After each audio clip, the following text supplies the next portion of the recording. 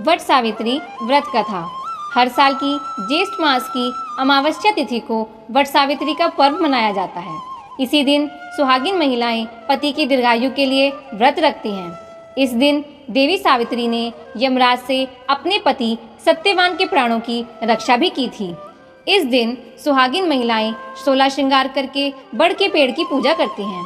What वृक्ष में ब्रह्मा, विष्णु और महेश तीनों देवताओं का वास माना जाता है, इसलिए वट वृक्ष की पूजा का विशेष महत्व है। सुहागिन महिलाएं वट वृक्ष की परिक्रमा करके उसके चारों ओर 7 बार कलावा लपेटती हैं और सावित्री और सत्यवान की कथा भी सुनती हैं। पौराणिक कथा के अनुसार भद्र देश के एक राजा थे जिनका नाम अश्वपति था। भद्र देश के राजा अश्वपति के कोई संतान न थी। उन्होंने संतान की प्राप्ति के लिए मंत्रोच्चारण के साथ प्रतिदिन 1 लाख आहुतियां दी। 18 वर्षों तक यही क्रम जारी रहा। इसके बाद देवी सावित्री ने प्रकट होकर वर दिया कि हे राजन, तुझे एक तेजस्वी कन्या पैदा होगी। देवी सावित्री की कृपा से जन्म लेने के कारण कन्या का नाम सावित्री रखा गया। कन्या बड़ी होकर बहुत रूपवान हुई। योग्य वर न मिलने पर राजा बहुत दुखी हुए। उन्होंने कन्या को खुद ही वश तलाशने के लिए भेज दिया।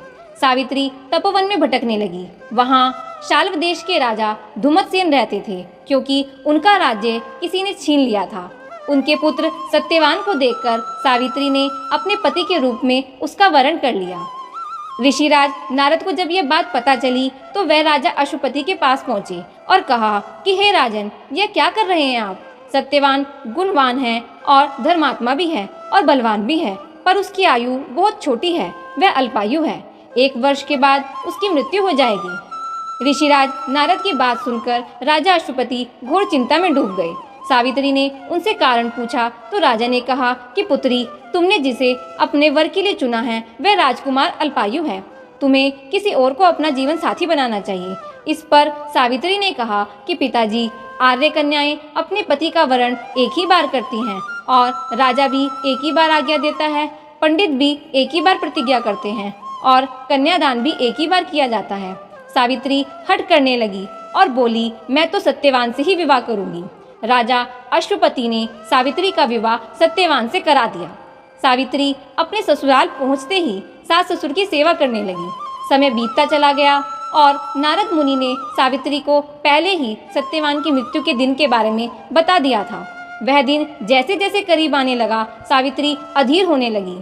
सावित्री ने 3 दिन पहले से ही उपवास शुरू कर दिया और नारद मुनि के बताए गए तिथि पर पितरों का पूजन कर सावित्री ने व्रत किया। हर दिन की तरह सत्यवान उस दिन भी लकड़ी काटने जंगल में गया और सावित्री देवी भी गई। जंगल में पहुंचने पर सत्यवान लकड़ी काटने के लिए एक पेड़ पर चढ़ गया।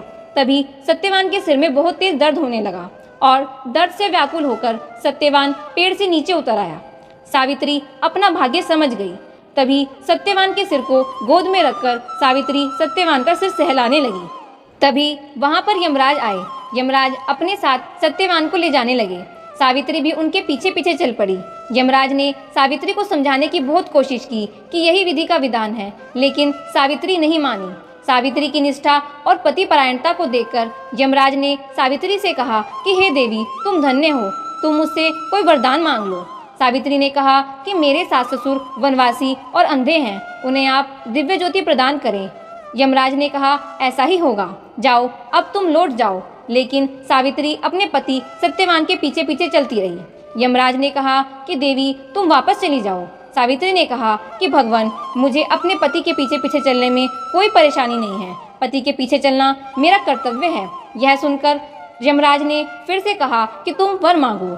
सावित्री बोली, हमारे ससुर का राज्य किसी ने छीन लिया था, आप उसे वापस दिला दें। यमराज ने सावित्री को यह वरदान भी दे दिया और कहा कि अब तुम लौट जाओ, लेकिन सावित्री पीछे पीछे चलती रही। यमराज ने सावित्री को फिर तीसरा वरदान मांगने के लिए कहा। इसी पर देवी सावित्री ने कहा कि वो 100 संतान और सौभाग्य का वरदान दो। यमराज ने इसका वरदान भी सावित्री देवी को दे दिया। सावित्री ने यमराज से कहा कि प्रभु, मैं एक पतिव्रता पत्नी हूँ और आपने मुझे पुत्रवती होने का आशीर्वाद दिया है। यह सुनकर यमराज को सत्यवान के प्राण छोड़ने पड़े और यमराज अंतर्ध्यान हो गए और सावित्री उसी वट वृक्ष के पास आ गई जहाँ उसके पति का मृत शरीर पड़ा था। सत्यवान जीवंत हो गए और दोनों खुशी खुशी अपने राज्य की ओर चल पड़े। जब सावित्री और सत्यवान ने घर पहुंचकर देखा तो माता पिता को दिव्य ज्योति प्राप्त हो चुकी थी। इस प्रकार सावित्री और सत्यवान चिरकाल तक राज्य सुख भोगते रहे। जो सुहागिन महिलाएं इस दिन वट वृक्ष की पूजा कर उस पर जल अर्पित करके 108 बार रक्षा सूत्र बांधती हैं, उनके पति की लंबी आयु होती है और साथ ही साथ घर में सुख, समृद्धि और संपन्नता भी बनी रहती है।